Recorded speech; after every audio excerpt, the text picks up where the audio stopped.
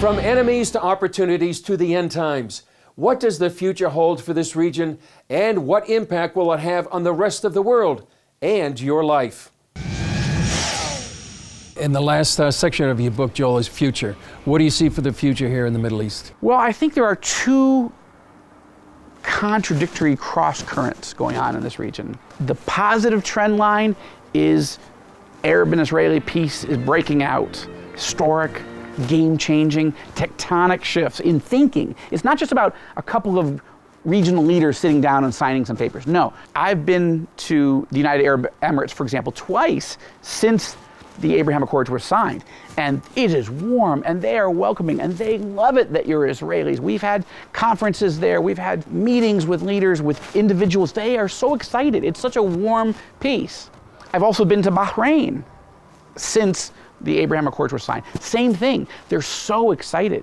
They feel so strongly. It's time. Yes, we disagree with Israel on various things, but wow. So that's huge. This is not just one leader or two, changing their mind. Egypt's leader in 1979, starting in 77, then 79, Anwar el-Sadat, president of Egypt. He's the one who had ordered the Yom Kippur invasion by Egyptian and Syrian forces to try to destroy Israel. But he was also the one that came here to Jerusalem to make peace. But that was pretty much his own individual decision. And most Egyptians were not happy with it. They didn't want to send their sons and daughters to war, but they weren't interested in peace with Israel.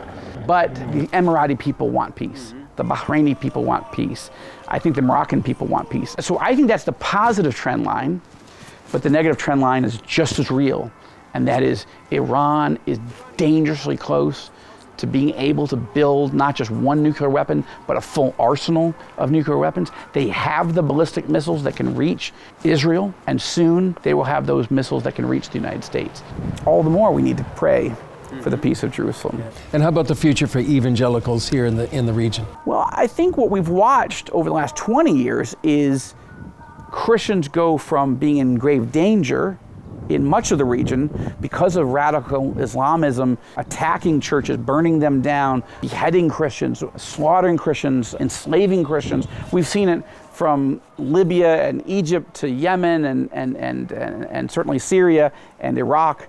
The worst of that is over right now. We're not seeing slaughter, and more Arab governments are moving to defend Christians, even rebuild our churches and stand with us. That's encouraging. But most Christians in this region, except in Israel, but most in the region don't have the level of freedom that Muslims have here or that Muslims have in the United States. So I want to continue to be an advocate for the expansion of religious freedom in this region. I've spoken at the State Department's Ministerial on Religious Freedom at the invitation of Secretary Pompeo and then Ambassador for Religious Freedom Sam Brownback. Both are wonderful friends and wonderful Christians. And so I describe sort of a survey. It's brief, but I describe a survey of the good, the bad, and the ugly when it comes to religious freedom here in the book. And I think there's a lot to do. And I think I know there's a lot of other issues that Christians in the United States and elsewhere have. We're starting to lose our freedoms in the United States. That's a problem. But we really have to stand with our brothers and sisters here in this region.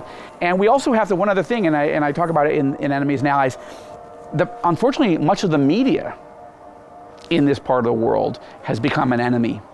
Enemy of Israel, enemy of Christians, enemy of truth.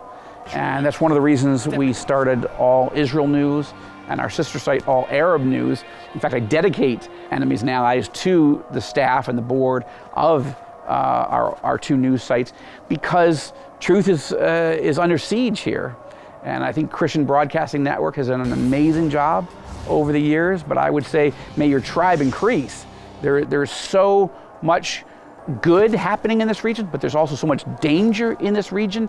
And maybe I'll close the interview the way I open the book.